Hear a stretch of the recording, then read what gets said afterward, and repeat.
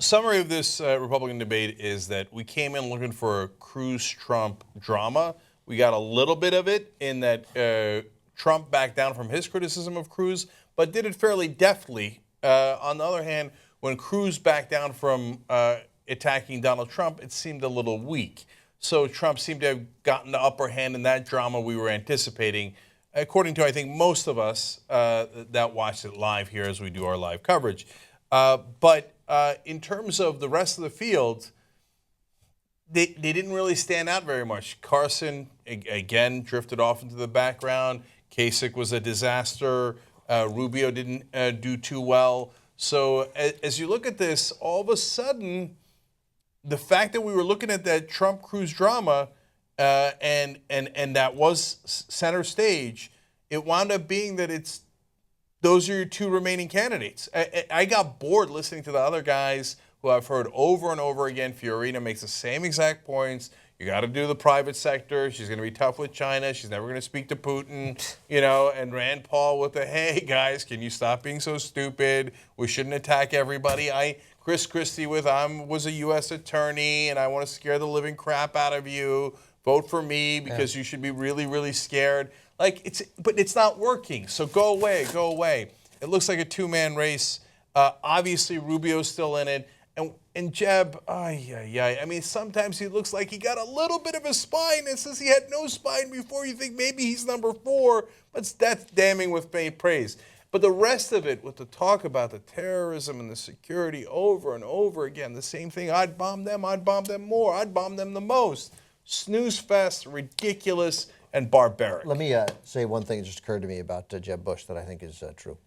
Because we all thought there were moments where he did a little better tonight, and we're wondering. And there, of course, in a scenario where Cruz, Rubio, and Trump are the leaders, obviously you stay in the race. Because, come on, this is not exactly an elite 3 that I need to crack.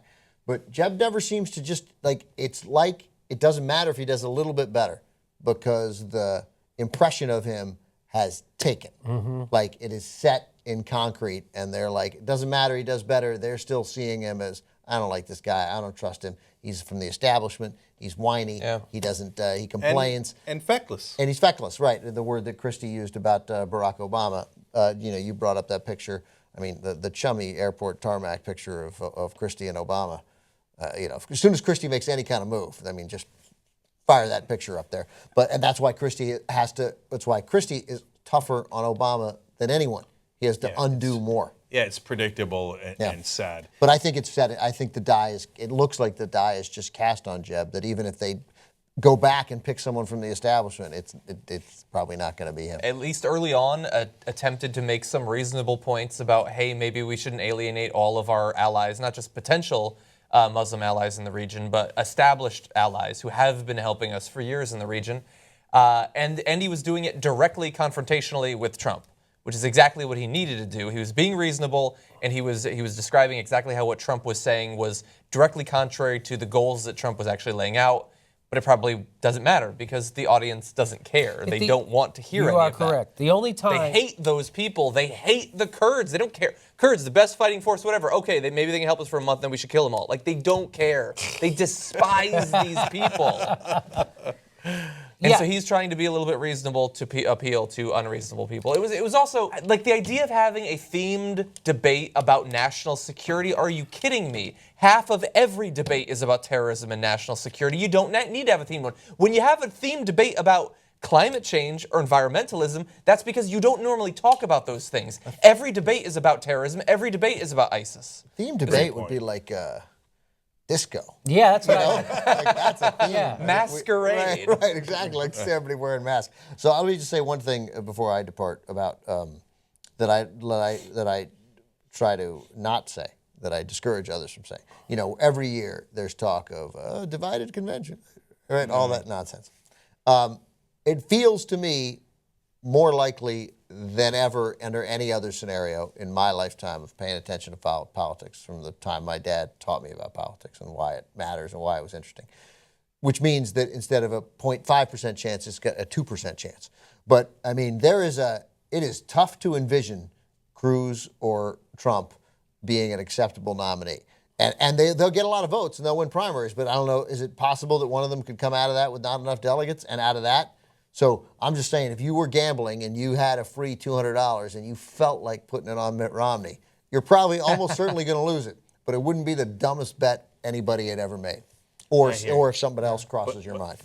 I think what's really frightening is that we're going to get used to the idea of one of them being the candidate. Yeah. No, and that's why it's wrong. That always happens. You think that can't happen. There's nobody there. No, Ted Cruz will win Iowa, and therefore he'll win New Hampshire, and then all of a sudden they'll have a big Super Tuesday, and you'd be like, okay, so Ted Cruz might be president, and then you just sort of get ready for that, and then he stops saying as crazy things instantly, Instantly. Maybe he does. No, he will. Or maybe we'll end up looking fondly back on the craziest thing happening at a Republican convention, being Clint Eastwood talking to an empty chair. Yeah, maybe, but he'll. I mean, yeah, maybe this year's all different, and he won't. He'll get stronger. He'll go the other direction. Maybe that's what maybe he'll, Marianne Le Pen it up.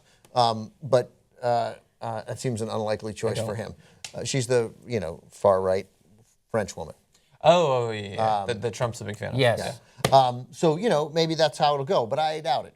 And then as Jake said, we'll get used to it, And then look, as we thought would happen, Hillary Clinton will get a really solid total, and she'll get 55%, and she'll be president, and she'll change everything. Yeah, that's fine.